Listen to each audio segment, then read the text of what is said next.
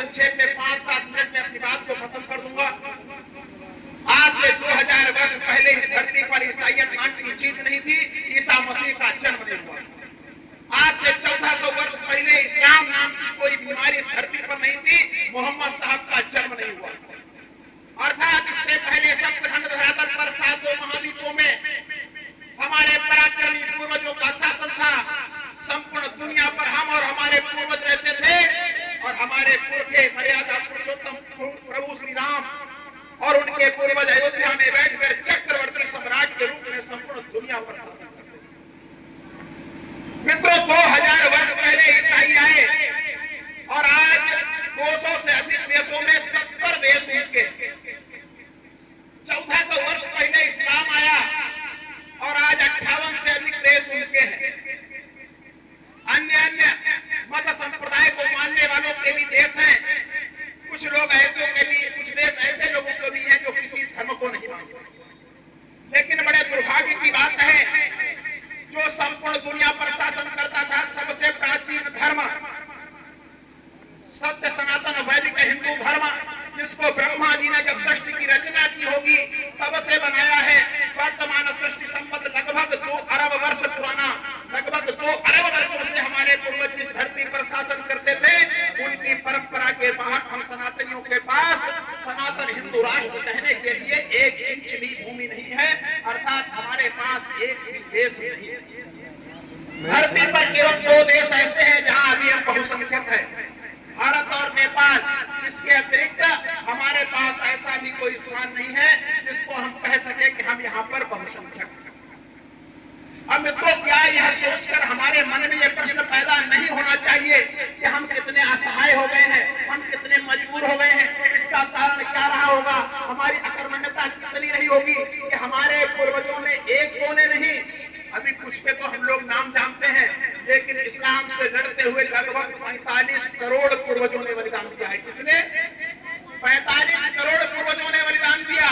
तब जाकर के आज हम तिलक लगाकर आपके सामने उपस्थित हैं, तब जाकर के आप लोग भगवा पटका डालकर यहाँ बैठे हैं, तब जाकर हमारा मंदिर सुरक्षित है, तब हमारी गाय माता है, तब हमारी बहन बेटी इज्जत और प्रतिष्ठा के साथ रह रही है। 45 करोड़ पूर्वजों ने बलिदान दिया और आज हम इस असहाय अवस्था में आ गए। इस 200 देशों में हमारे पास एक भी देश नहीं। और जिस प्रकार से इस्लामिक जनसंख्या बढ़ रही है, जिस प्रकार से मौलानाओं की तकरीरें बढ़ रही हैं, जिस प्रकार से हमारे ही देश में 15 मिनट पुलिस हटा देने की धमकी दी जा रही है, हमारे ही देश में हमको कहा जाता है गुस्ताखे नबी की एक ही सजा, सर तन से जुदा, सर तन से जुदा। अर्थात वह संविधान को नहीं मान रहे, वह संविधान को नहीं मान रहे हैं, संविधान को हम मान रहे हैं। और लेकिन सबसे बड़ी बात जो है, विश्व का इतिहास है। हम लोग यहाँ आप सभी के मध्य में अपना घर परिवार छोड़कर, अपना संसाधन, अपना पेट्रोल खर्च करके, अपना व्यवसाय रोजगार छोड़कर आप सभी के मध्य में आए हैं, तो हमारे हृदय की पीड़ा कितनी होगी इसको समझने का प्रयास कीजिए। हमारी स्थिति यह है, विश्व का इतिहास है।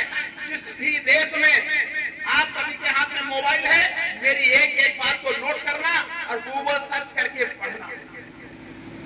जिस देश में इस्लामिक जनसंख्या 30% या उससे अधिक हो गई, इस्लाम को मानने वाले लोगों ने वहां के मूल निवासियों का कत्ल कर दिया, बहन बेटियों को रखैल बना लिया, मठ मंदिरों को तोड़ दिया, वहां की संस्कृति, वहां की सभ्यता को नष्ट कर दिया और इस्लाम का झंडा फहरा। 58 देशों का यही इतिहास है।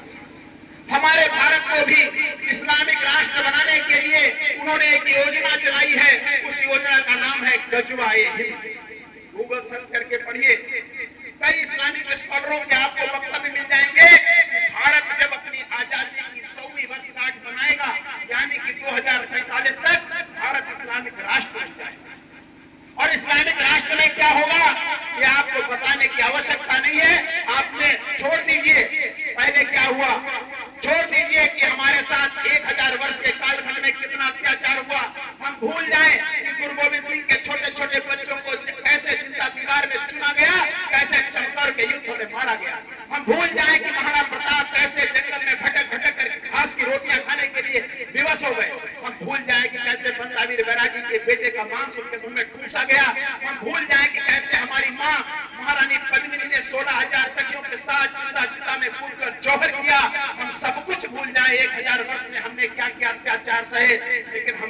2 वर्ष पहले ही देखा है कि अफगानिस्तान में AK-47 की नोक पर किस तरीके से तालिबानियों का शासन आया, और जब तालिबानियों का शासन आया तो वहां के लोगों के साथ कैसा विभत्स और नृशंस और पाशविक अत्याचार किए। यह तो हम नहीं भूल सकते ना।